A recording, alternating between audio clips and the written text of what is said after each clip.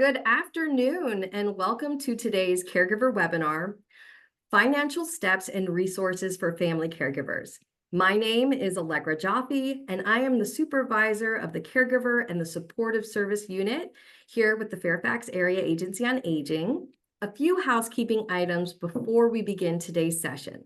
Today's presentation is being recorded and a link for the recording will be sent to all registrants by next week. The slides were provided to you in the email this morning, but we will be sending those slides out again with the recording.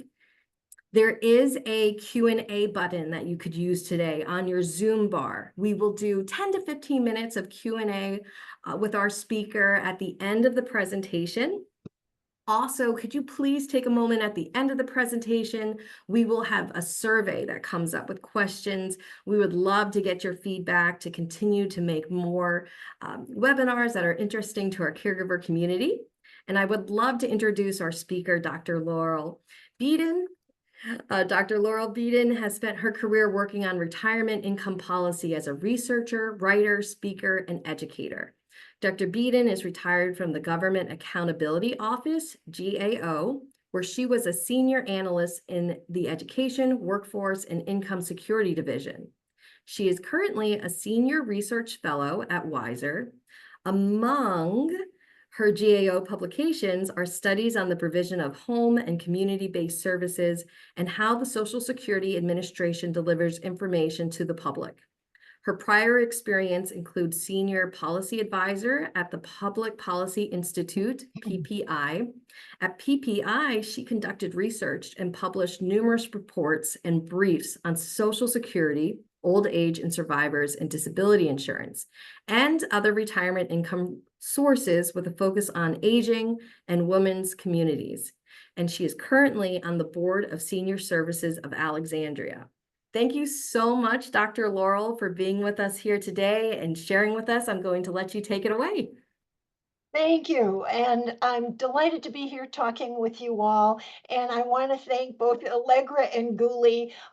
My incompetence on various iterations of Zoom just goes beyond belief. So they figured it out and they made it easier for me. So thank you all. And again, thank you for the invitation from me and from Weiser. This seminar on managing finances for caregivers and the cared for, I think is one of the most important topics in today's economy because we are all involved. Rosalind Carter used to say, you're either a caregiver now, or if you're not, you're going to be, or you have been. So here we are. So next slide, please. Weiser, Women's Institute for Secure Retirement, where I'm working now, it's a small nonprofit founded in 1996. Our focus is providing women with basic financial information aimed at helping them take control of their financial lives. And that's so important.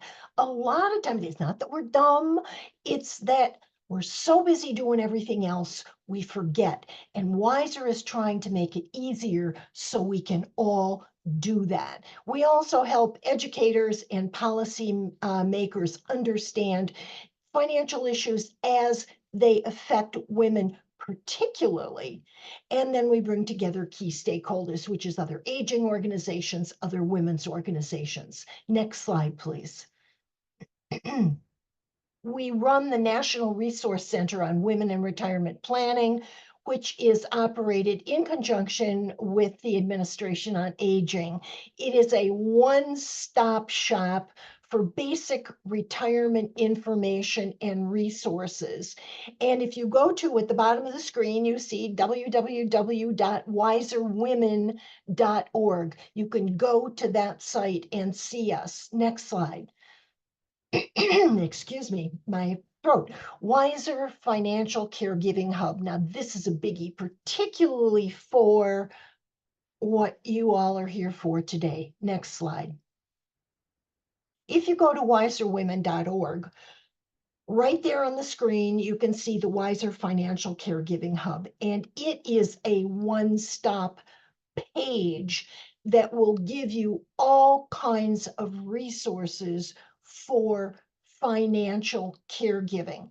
It's there to help prepare family caregivers for the impact of caregiving, and there is a real impact, and to provide resources and tools. Next slide.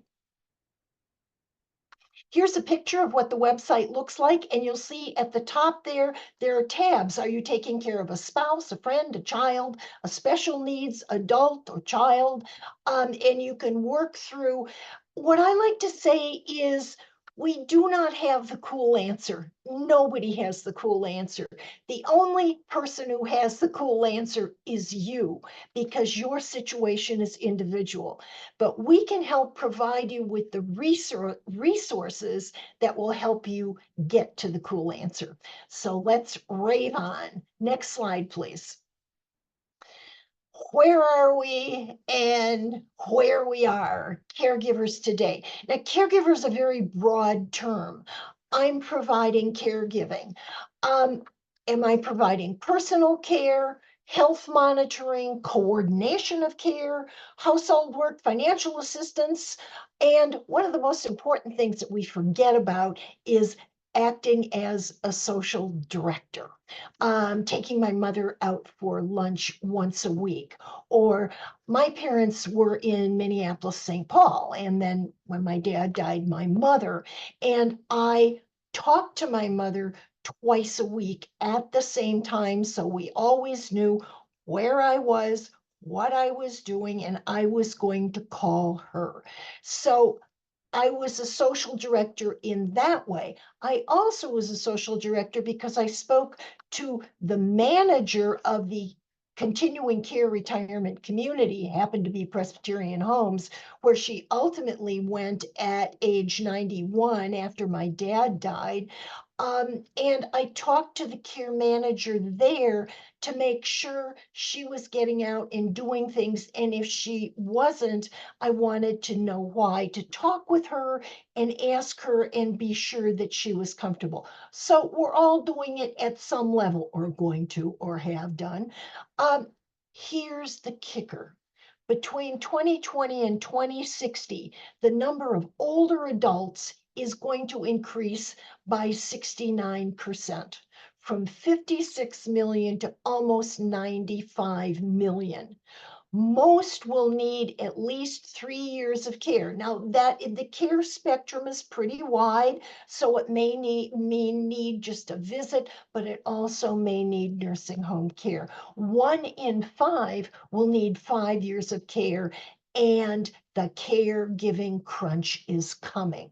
The number of recipients is growing faster than the number of potential caregivers. And I'm sure you've heard about the proposed legislation and the objections and the positives and the negatives about the requirement that nursing home facilities have a certain number of caregivers per patient in the nursing home.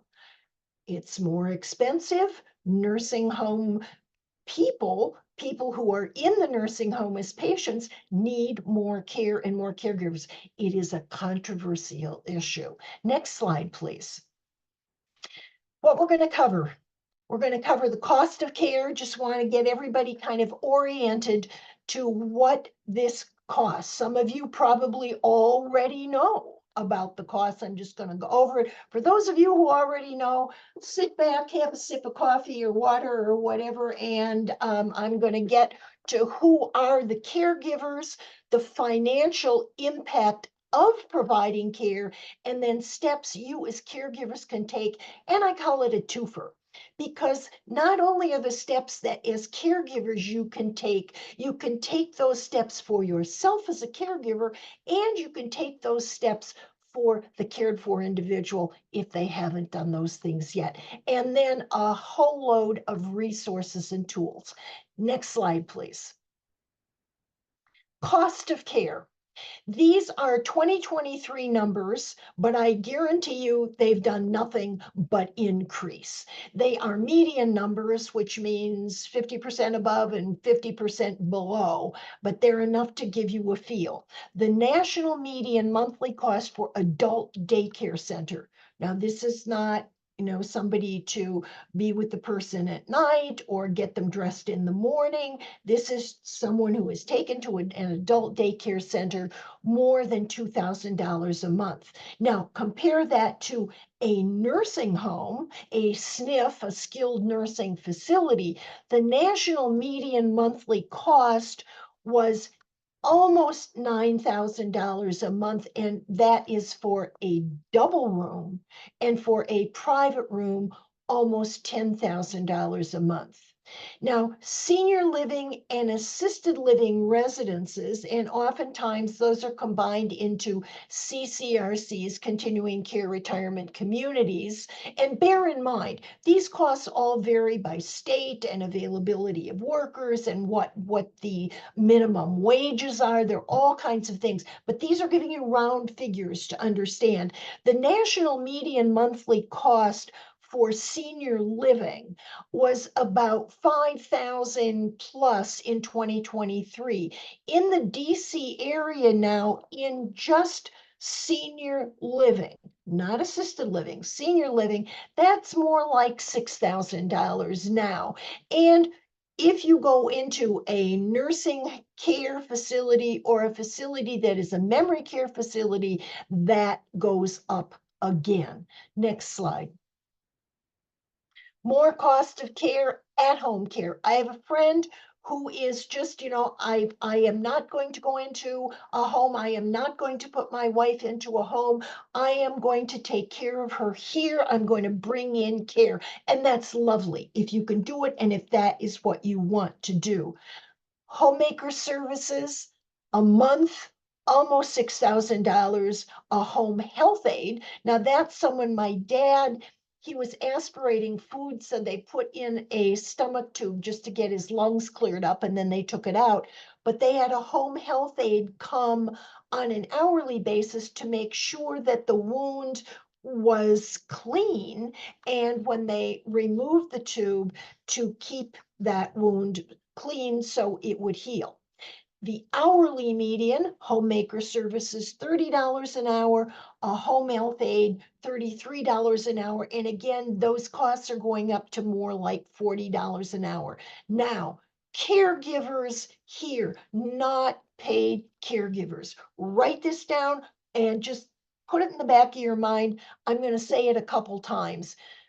Family caregivers and friend caregivers, unpaid, spend about $7,500 in out-of-pocket costs each year. What is that? You go to the pharmacy and you pick up your friend's prescription, or you go to the grocery store for your neighbor and you just pay for it. And me, I was flying to Minnesota about 6 times a year and more if needed. So I had plane fare, rental car, and hotel after my mother moved out of her independent living into assisted living. It can get expensive. And for a caregiver, I had to rent a car that had doors. This is when she was in assisted living, that were wide enough to get her out of the wheelchair into the car without ripping off her legs. You need a car door that opens in an L shape. It can't go like this because you can't get the person out of the wheelchair. You don't have room. Well, that ends up being something like a Cadillac or a Lincoln, and those are more expensive. And it's pretty darn funny, but it's pretty darn expensive. And I could do that, but some people can't. And so we're going to talk about this in that format in a little bit. Next slide, please. The financial impact of caregiving. Next slide. Okay, who are the unpaid caregivers? Almost 42 million of us provide unpaid care to a friend or relative 50 or older. 61%, almost two-thirds of the people who provide unpaid care are women. Raise your hand, ladies. Well, and gentlemen, those of you who are doing it, let me tell you, it is truly appreciated. A lot of times, it is the wife. I know my brother would say, "Okay, I can't do that," but he's 10 years older than I am, but he was working full time for a while there, so um, he would say, I'll ask Nancy. Nancy will come. Nancy deserves a golden crown for all the work that she helped me and my brother with. That's my sister-in-law. Women caregivers are 2 times more likely than non-caregivers to end up in poverty. And please keep this in mind as I move through the steps. It's really important that you remember where you are going to be as a caregiver, and you may already be there. So think about those things. Next slide. Women are 3 times as likely as men to retire earlier than anticipated. Okay, this makes a difference in you in the future. The majority of caregiving women give little or no thought to their own financial situation, yet over half describe their financial situation as poor. I'm going to quit my job to take care of my mother. And that's wonderful. We all love our mothers and we love our spouses. I took care of a spouse. We had the bed in the living room. And it is something that you have to think about. Do I want to do this? He just did not want to be in in a care facility. And I was able, but I was older and could leave a job, but it's extremely important to keep this in mind. Women caregivers report an estimated median of $19,000 in retirement saving compared to $130,000 among men. And I'll tell you why that is as we move along. 1 in 5 women caregivers has no retirement savings, twice as high as men. Next slide, please. The financial impact of being a caregiver, we've already said the almost $7,500 annually. 61% of caregivers report adjusting their work, cutting back hours, taking leave, receiving warnings you can't continue to leave early. Even though you're taking care of your mother, you're going to get fired. Caregivers, now this is an old number, but it is an important concept to keep in mind. Caregivers 50 and older lose over $300,000 in wages, Social Security benefits, employer-provided retirement accounts, pensions, and individual savings over their lifetime. So if you leave the workforce at age 50, you are not contributing to Social Security. You are not contributing to your 401k or your 403b or your independent savings. You don't have the money to do that, which means that you are going to have less and less for yourself and a lower Social Security benefit. There's nothing mean about thinking about yourself. You know the thing they say on the airplane, if you see the oxygen mask drop down and you're flying with children, be sure you put the mask on yourself before you take care of your child. And if they're being silly, they say, and if you're traveling with more than one child, be sure you choose the child who's going to take care of you in your old age. Only marginally funny. The point is there for you to be a good caregiver and take care of someone else, you need to have yourself in financial order. Next slide, please. Costs that affect caregivers' financial security. no or lower contributions to Social Security. And I'm going to talk about this, but the baseline is you need to contribute for 35 years. If you don't, there's going to be a zero added to the averaging in your account, and it's going to lower your benefits. A reduction in your savings and investments, lost opportunities, not just for contributing to a 401k or your savings, but the fact that that money that is saved earns interest. That's important. Loss of employer provided pensions. If you're not working for an employer, they can't provide even an IRA, a simple or a SEP IRA, those are employer provided IRAs. The loss of health insurance. This is something that I find people do not think about again when they want to leave the workforce. Um, I can buy my own.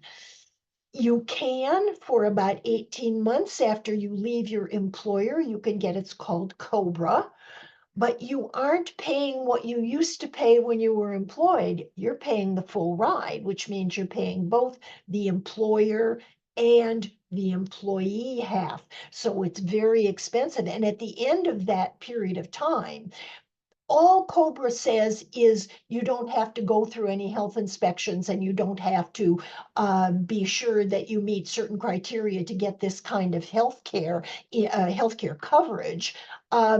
You can be on the market, and we do have markets now, which is a really good thing. But providing health insurance for yourself can be an expensive proposition. So just think about this. Next slide, please.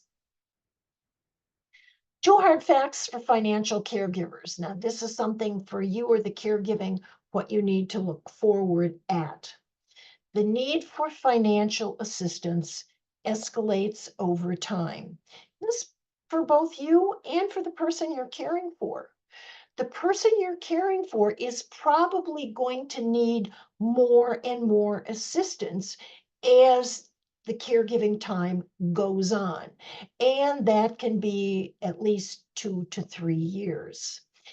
Here's another little check that an awful lot of people don't know about, don't think about. And the reason is that states kind of let this go by. These filial responsibility laws that say adult children may be forced to pay for their parents' care were ignored by states because states were flush with money for a while.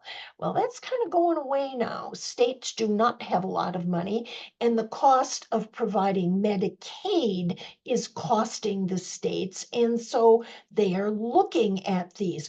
29 states have such laws which obligate adult children to care for their parents. And again, I say, well, it's rarely enforced. The increasing burden of nursing home care, and that's people who have no money and Medicaid pays for their nursing home. And we'll talk about that in a minute too. If you're interested in what Virginia, each state law is different. Virginia does have a filial responsibility law. The code section is right there at the bottom of the page. Just keep that in mind. Don't get blindsided by these things. Say, well, I used to be writing my mother's checks, but now things are not, the bank is not responding properly. Well, I remember my mother decided to stop writing checks because she didn't like to a certain provider because she didn't think the checks were right. And this is Minnesota, so nice Minnesota. I finally got a call, and they said, your mother has not paid for 2 months, and we know your mother is elderly.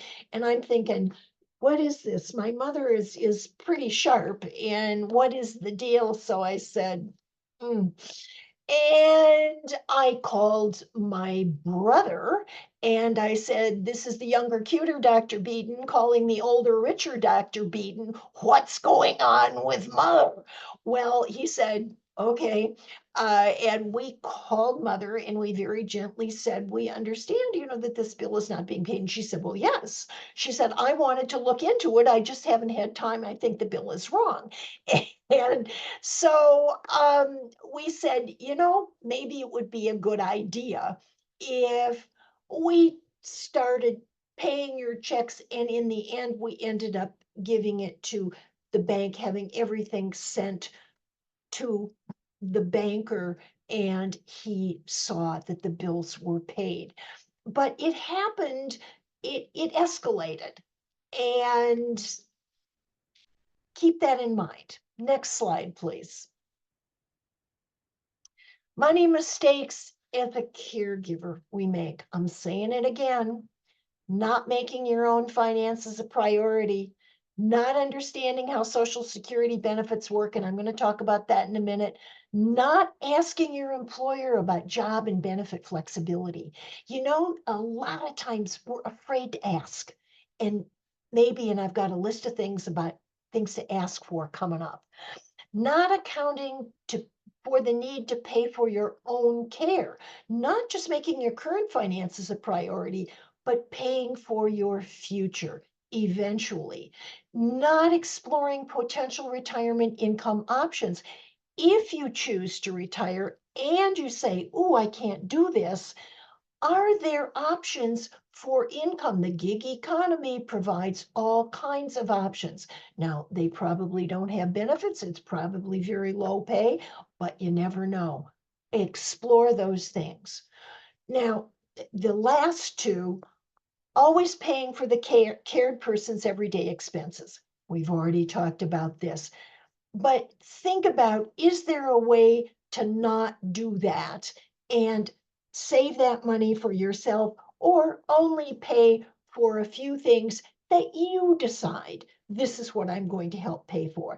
And another biggie, and this is primarily older folks, is saving less for yourself, or the cared person saving less because they're paying for their children or grandchildren's, and let me count the ways: wedding, education, mortgage.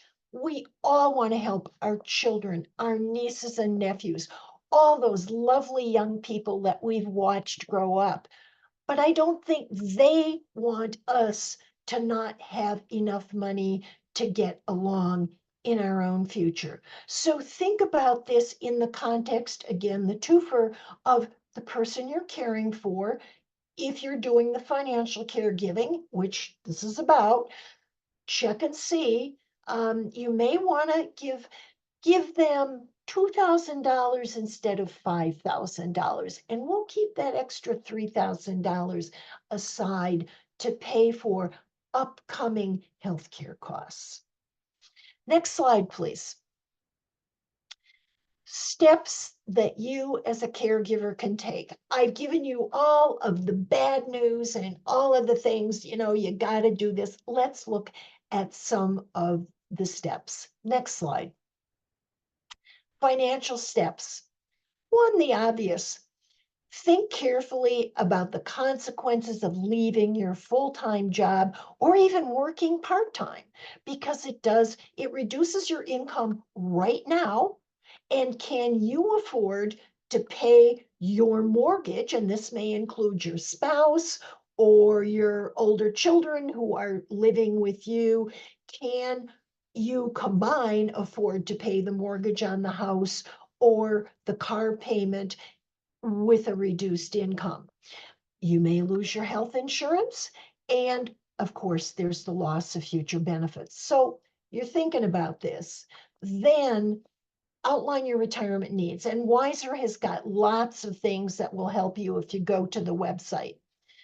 What income you might need, your health care that you might need, your housing. Now, my mother lived to be 101. My dad lived to be 94. And over the weekend, my mother's eldest cousin, or it was her youngest cousin of the 10 cousins, but she was the longest living, and she just died at 103. Now, what that means is I'm going to live for a long time.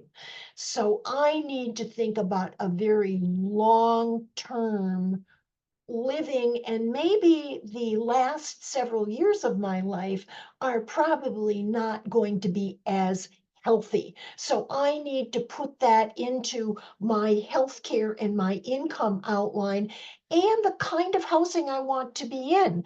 Do I want to be living in my 3-story home that does not have a bathroom or a bedroom on the main floor and there's no way to do that?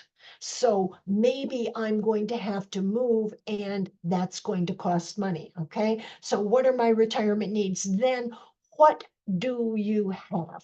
And think about this again, Social Security, that is the base of income, but it was never meant to be more than a base. So on that, do you have a retirement income plan? Do you have a savings plan? Do you have a home that if you want to move into a continuing care retirement community or an adult community where you're all on one floor, can you sell your home and buy into a better physical situation? Now, you know what your needs are going to be, or you've planned out. You can't always know everything. You've determined what you've got. Now, what do you owe? A mortgage for how long? Loans. Did you take out college loans for yourself? And believe me, there are still plenty of baby boomers who owe for college loans or for their children's college loans. Do you have credit card debt? That is a biggie in the United States. People have credit card debt. So determine what you owe. And now that you've got it all laid out, determine a plan, excuse me, for your money and saving for your retirement. And I know you go, oh, getting rid of my debt and paying my mortgage and all of that sucks down everything I have. Think about it calmly. You may want to see a financial planner. Financial planners, some of them will sit with you for an hour. That may be all you need to have them, if you bring in all your information, to have you shake out how you want to deal with planning your financial future. Ask for caregiving help. Don't be solely responsible. There are so many women that I know that are the sole caregivers for their spouse or their mother and father when they have sibling and they say, well, my brother lives far away, or my sister can't do this. But what they can do, even if they live far away or they can't do the physical work of caregiving, they can maybe give you money, or maybe they can make an appointment to call and talk to your mother, your father, the person you're caring for once or twice a week, just to give them a social break and to give you a social break. Ask for help and ask your employer too. And we'll talk about that in a minute, and set up family and friend care agreements and access to caregiving resources. And those are all there. Next slide, please. Before you leave your job or reduce your hours, ask about the minimum number of hours you need to work to continue participating in healthcare and retirement income. Now, vesting means that you have a right to the account balance in your pension or your retirement savings plan. In a 401k or a 403b, the money you put in, you have a right to. But the money that your employer has been matching, you don't have a right to unless you've vested. So it may be that you only have 1 year left to vest. It might be worth it to you. If you think about that, talk with your employer about the kind of plan you have and can you work it out. A lot of times, employers will give you the cash back when you leave their employment. I am begging you, please do not take that cash and spend it. You can roll that money into an individual retirement account. Save that money because it is your money. And I know it's tempting to say, oh, I want to take the family on a camping trip, or we really need a new car. please, please hold your nose and save it. Next slide, please. Here are the benefits. Now, this is from a research study, and they were looking at what benefits are offered and when they're used and all of that, and that's fine, and you can look at that later. But what I think is important for our discussion here today is these are benefits that you maybe can ask your employer for. Say, I need to take time out of my work hours to care for my mother, and I would like to talk with you about how I can arrange to remain in the workforce, continue to get my health insurance, for example, and still take 2 or 3 hours every day off to take care of my mother. And here is a list of things that you might want to think about asking for. And flexible scheduling is a biggie. Maybe your mother needs you first thing in the morning to help her get out of bed and get breakfast. So maybe you don't have to be there at 8 o'clock. You can come in at 10 and stay later. Unpaid leave. Paid family and medical leave. Now, you have a right to unpaid family and medical leave depending on the size of the employer, but it is unpaid, but they can't take your job away from you. Mental health coverage. Um, Sometimes caregiving, and I know when I was caring for a spouse in the living room, the bed in the living room, my space went down to just one room as well. I was sleeping on the Davenport next to him. Um, that's a Minnesota word, Davenport, sofa. And that's really, really hard. And you put one foot in front of the other and you go on. But maybe counseling or therapy during or after would help you. Check. Sometimes employers have it. So I'm going to move on from this because I'm looking at the time. My clock is over my head here. But look at these, and these may be things that you can discuss with your employer that might be helpful to you as a caregiver, and yet you can continue to have some of the benefits, as in healthcare or retirement income. Next slide, please. Manage your money as a caregiver. And we've already said this, pay off your credit cards, review your insurance coverage, and think about what it would cost to buy it yourself. Review your potential Social Security benefit. We're going to talk about that next. Create a budget and save for retirement. And if you can, establish a savings goal. Say, I'm shooting toward saving, and make up a number. $50 a month. You can always increase that, but have a goal. What is my financial goal? And keep checking on that. Next slide, please. Social Security is going to be the base of your income and is probably the base of the person you're caring for's income. So know these things. Workers and their employers each pay 6.2% of the workers' earnings and contributions. That's the FICA we used to see on when we had pay slips, up to the limit of $168,600 in 2024. That cap number represents about 82% of the wage base in the country.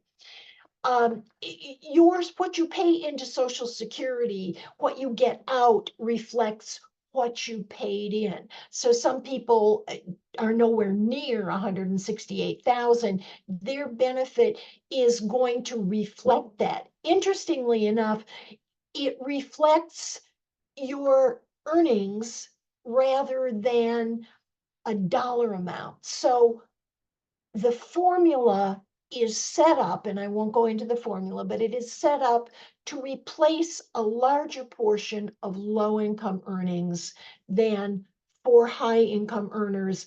But all Social Security benefits are related to what you contributed. You need 4 credits to get 4 Let me start again. The minimum number of credits needed to qualify for Social Security retired worker benefits is 40 quarters or 40 credits. That's basically 10 years, okay? And a credit is just a little over $1,700 or almost $7,000 a year total. It's not much, but you need that, and you can get that whole $6,920 in one day if you want. That will give you a year's worth of credit. If you take your benefits before your full retirement age, and if you were born after 1960 or later, your full retirement age is 67. For those of us who were born before 1960, it ratchets up from 65 to 67. Your benefit, if you take it before your full retirement age, your benefit will be permanently reduced. So think about that. You can always take your benefit at 62. You earned it, you have a right to it, but it will be significantly reduced. If you wait until age 70 to take your benefit, if you have other income, then your benefit will be increased by approximately 8% per year from your full retirement age to 70. After that, it doesn't matter. But that's very important. If you can do it, hang on. Benefits are calculated on 35 years of earnings. So if you are completely out of the labor force, and 35 is the number of years needed, and you have been out for 5 years, that means there are going to be 5 years worth of zeros calculated in. This is important to remember if you're taking time out for caregiving. Next slide, please. Now, how do you get to know about your personal Social Security benefit? Create a My Social Security account, and if you haven't done it, do it. It will give you an estimate of what your Social Security benefit will be, what a spousal benefit would be, what a disability benefit would be. If you die, what the family benefits would be. I strongly recommend go to Social Security, and you can keep track of your benefits. It's very important. So go to My Social Security. It's all here for you. Click on it and create a My Social Security account. And you'll be pleasantly surprised by how much Social Security actually does provide in benefits. Next slide, please. Okay, here's caregiving agreements. So we talked about those, and don't be alone. Caregiving agreements are formal contracts. They can help avoid family conflicts. No, you said you'd take dinner to mother on Wednesdays. Well, that costs me too much money, so I'm not doing that anymore. Well, if it's been talked through and how much it might cost, and if you take it there, maybe I can pay for the dinners. Think about ways, and I have websites for you to go for care agreement examples.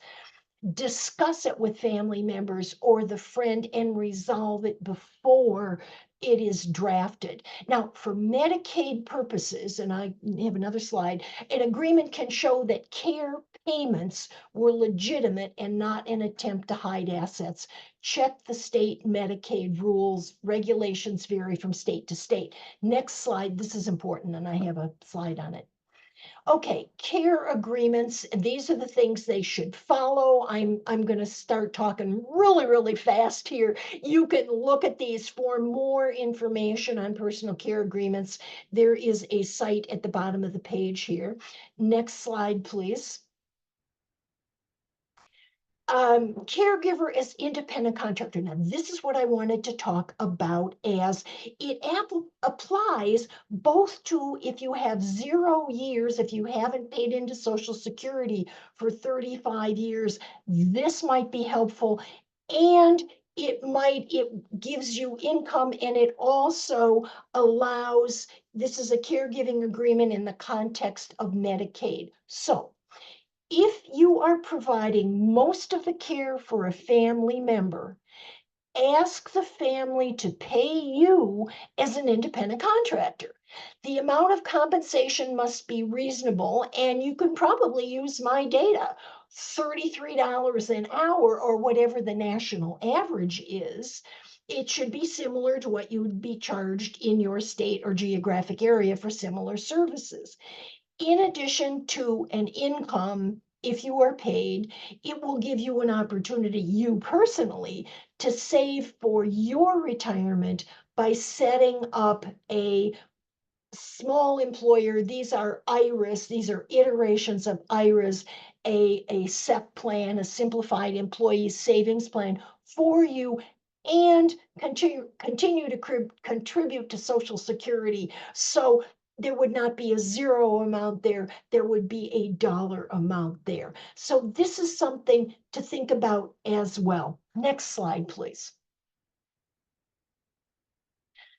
Biggies again. Everything is a biggie, but it really is. Keep the paperwork organized and the money safe.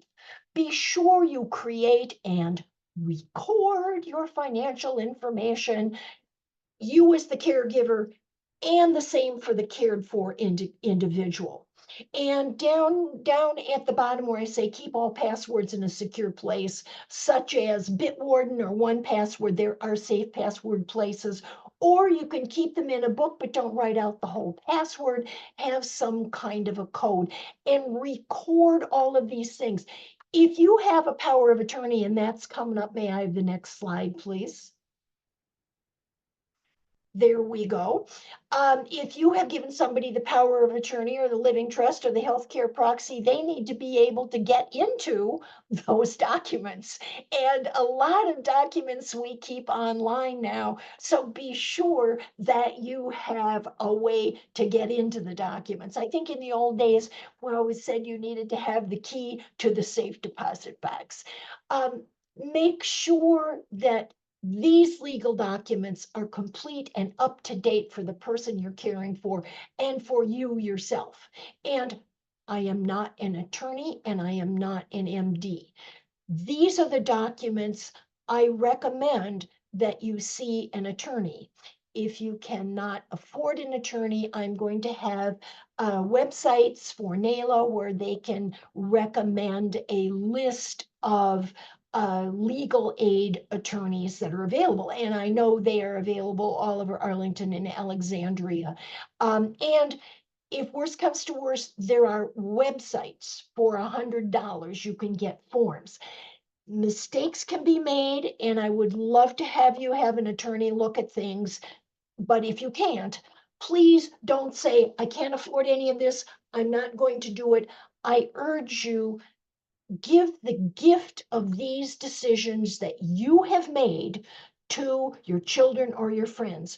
Durable power of attorney appoints a trusted individual to act on your behalf and make legal and financial decisions. That's a biggie. It's got to be somebody you trust. Healthcare proxy or healthcare power of attorney appoints, these are all legal documents, appoints a trusted individual to say what should happen if I am hit by a metro bus and I am in a coma, and what happens now? Now, my healthcare proxy or my healthcare power of attorney has the piece of paper that says, please, if two physicians say I am brain dead, pull the plug. Or on the other hand, even if the physicians say there is no hope, I'm a fighter. I want to fight back. So please, and that's written down. Because if it's not written down, maybe your son and your daughter, you've given them healthcare proxy, and one says mother would want to have the plug pulled, and the other one says, oh no, mother is a fighter, she wants to stay alive. Now, whatever happens, one of the two of them is going to feel sad and guilty. They're going to be sad that you died, but they're going to feel guilty, and it is a real gift to do that. Now, if you look down at the bottom, I got these out of order. A living will is a written declaration of your health care wishes when I'm in my coma, having been hit by a metro bus, and my healthcare power of attorney is there to say what to do, but now I have given my healthcare power of attorney, this is what I want. My mother said, I don't want to be thirsty. And so we made sure when she was dying that she had ice chips and water on her lips. Um, it relieves the people around you. It is a real gift. Now, the same with a living trust, which is a legal document which transfers ownership and title of your assets, your car, your house, your boat. In Minnesota, we all had boats. To the person you wanted to go to at your death. Now, if you look at last will and testament, the person with the living trust has the right to control the items in the trust, your money. Your last will and testament says, this is where I want those things to go. I always use the example of my candy apple red 1968 pristine Corvette that I do not want to go to my absolutely irreputable nephew who would just drive it fast and destroy it. I do want it to go to my niece who is a thinker and would drive that car like a princess and take care of it like the princess the car is. So those are the documents that you want to have. And again, give the gift of making those decisions yourself and or talking with the person. And I know sometimes the cared for doesn't want to talk about it, and we can't make them. But if you say, it would be a real gift to me if you would talk with me about it, sometimes they come around. Next slide, please. Professional assistants, financial planners, we've already talked about this. Here are questions to ask. The biggie is how do they make their money? And you need to make that decision, but always get things in writing. Check their references. I was looking at some research the other day and I saw an awful lot of people, the majority of people choose their financial planner based on their neighbor or, who their friends say, and that's fine. But please check that person out. Don't just jump into somebody you don't know. Next slide, please. What resources are available? Next slide. Always at Wiser. Next slide. Next slide, this is more Wiser stuff. Here's stuff that isn't Wiser that's really worthwhile. The Elder Care Locator, I recommend it. You can put your zip code in if you do it online, and up will come all kinds of different resources available to you. There's also a phone number. Benefits Checkup is for low income people, and you can find out what kind of benefit. There may be benefits that the person you're caring for or you doesn't know about, and make these available. And here's the National Association of Elder Law Attorneys, NALA. They can help you look for an attorney. And FINRA is the securities helpline. If you have stocks and bonds and you feel like you have been abused, FINRA is the place to go. Now I'm going to skip all the rest of the resources because, oh, by the way, home modes is if you want to put in a ramp or an elevator or something, that can give you information on resources and home modification needs. So that's it. Resource after resource after resource. I'm delighted to be talking to you. Please look at the Wiser website. there's a lot there, and the other websites, they're biggies. Consumer Finance Protection Board has 4 managing other people's money that I recommend. I'm out of breath. I need to drink some water, so I'm going to ask Allegra to ask me questions while I'm drinking water, if there are questions, or if Yes. you're all too out of breath. Thank you so much, Dr. Laurel. Wow, tons of amazing information. So appreciate it. We are we're getting close to end of time. We have I'm 5 minutes. sorry. It's totally fine. Dr. Laurel, do you have an extra few minutes to stay on by chance? Sure, sure, Just of based on course. the so folks, if you would like to please type in your questions, we will get to as many as we can. Okay, so my first question that came in is, my mother's full-time at-home caregiving allows my father, who needs memory care and intensive whole household and medication management, to stay at home, saving Medicare/Medicaid at least $100K a year for his care. Yep. Are there really no government payments/benefits that can be reserved to her for this care? If she were providing this care to an unrelated person, it would be a substantial income. Pretty much. Yes, pretty much. Now,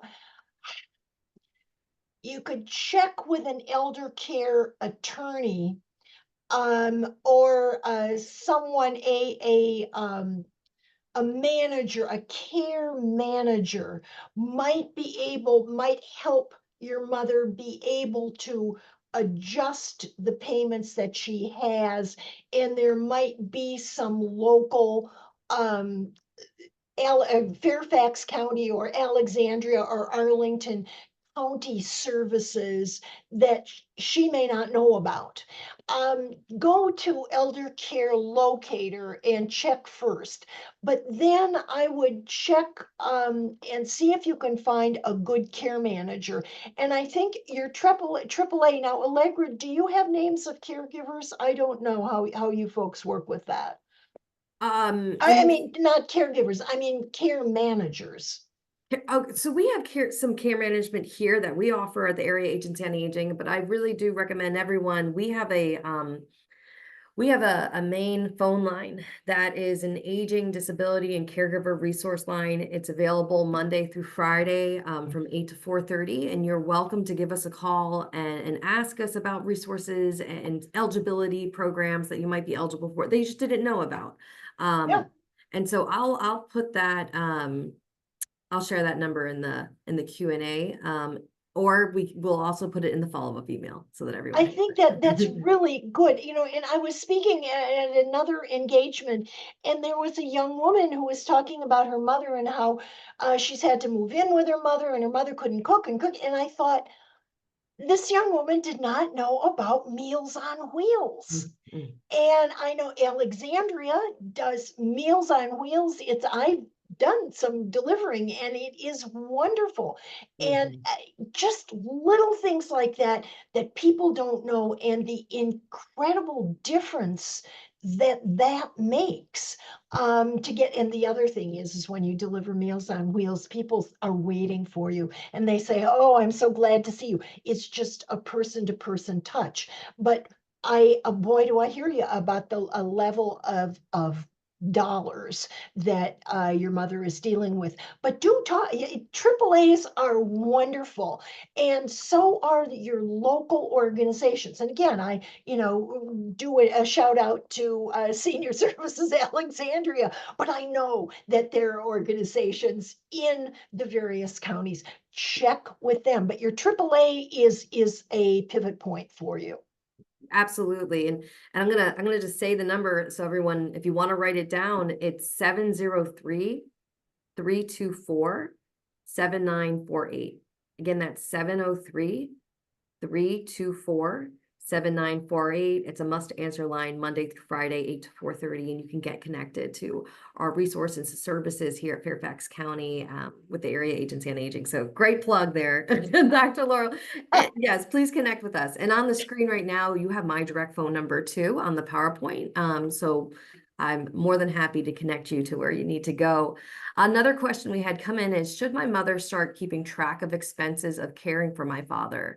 For example, adult day health care program costs, so she can demonstrate what she has allocated to his care and allocate the same for her own future care. Or is this useless? She's just expected to spend down their combined assets and then have nothing for herself later. Well, that's unfortunately where we are, and spending down.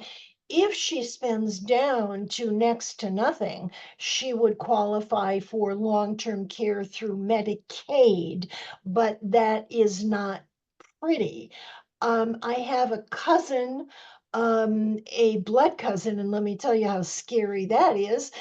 She had an aneurysm, a brain aneurysm at age 50, and she lived, but there is not much left of her, to put it delicately. And the cost of that was brutal. Now, in some of the low income programs, the law says you cannot impoverish the spouse. They were higher income, and I kept saying to her husband, it's awful. I know, good Christian that you are, but if you divorce her, then her income becomes separate. He would not do that. Again, this is where I recommend seeing an elder care attorney, and an hour or two can probably help you determine if there is any legal action that is possible as far as your mother and your father and splitting the income. As far as I understand, no, but Mhm. Another question, wouldn't a caregiver, in most cases, be considered a household employee rather than an independent contractor? the way the law reads now is you need to be an independent contractor. But again, check with an attorney. It may be different in the state of Virginia. There may be some way to do household employee. Mhm, mhm. What do you suggest when you are no longer able to care for a family member and there's no one else in the family or friends to assist or take over? That's a tough one. That's when, and there are so many aloners, and I am an aloner. And what am I going to do? Luckily, I am planning to go into a continuing care retirement community. um, what do you do if you have enough income to do that? That is a wonderful thing, going into a facility to provide care. And if you do not have any income, facilities, generally not for profit facilities, have some places, beds, rooms that are available for Medicaid beneficiaries. As I said up front, the caregiving crunch is a real crunch, and our places, the um, continuing care retirement community where I wish to go, I have signed up, but the waiting is 3 to 5 years. Now, that's not a bad thing. I'm delighted. I seem to be, knock on wood, in good health. But if you need help right now, that's another reason for planning. And check out the facilities around you and the costs. And there are also senior living facilities that are not care facilities. They do not provide care. They're strictly independent living, but they are significantly less expensive. And it may be that you can stay there. There may be people who will, your friends and neighbors, go step in, talk to each other for the time that you are independent. Now, once you are not independent anymore, that's a whole different discussion. So Mhm. this is an issue that so many of us are confronting or have confronted. And I think generally women, we take care of our spouses and we take care of our parents. And other data I have show that women live longer and they live poorer.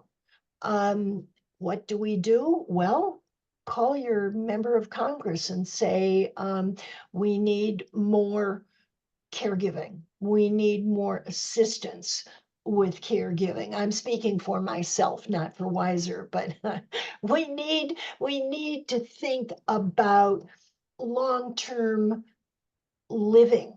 We're living longer, but we aren't necessarily living without health problems. This isn't a pretty discussion here. This is serious, and we're minus things. But again, your AAA, NAILA, the attorneys, CB, the Center for, golly, my brain is leaking out my left ear now, but there is a slide there about managing other people's money, and get those four booklets and they will talk you through some things. And this is why financial education is so important for young people. I see young people who are thousands and thousands, and I don't mean 5 or 10,000. I mean 60 and 100 and $150,000 in debt, and they're 30. Ooh, you know. And so I am walking the streets, yelling about financial education. It's really important. And again, not the cool answer. What income or other financial limitations qualify my mother for Medicaid or other subsidy for caregiving? You're going to have to go to the Medicaid website on that one. My specialty is more retirement income than Medicaid, but I know Medicaid has very, very strict income and asset limits. So just Google Medicaid and medicaid.gov, and it will be there. It will come up and it will probably send you to the Virginia State program, and it will all be there for you. Last question, Dr. Laurel. Is it too late to ask for earned income and caregiving work last year for mom and the year Oh, prior for the dad?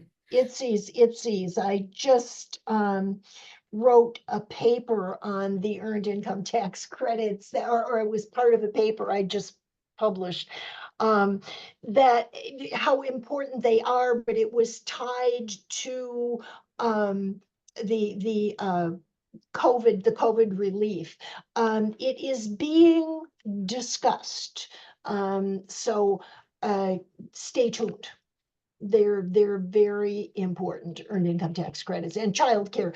There is the earned income tax credit and childcare credits. During COVID, they added without children, and earned income taxes are a good thing. I will send you a little chunk of information on the earned income tax credit, and Allegra can pass that on. They also asked, and for this year, how would I go about this? Like making myself a contractor or a small business? That you need to, again, you need to see an attorney because each state does it differently.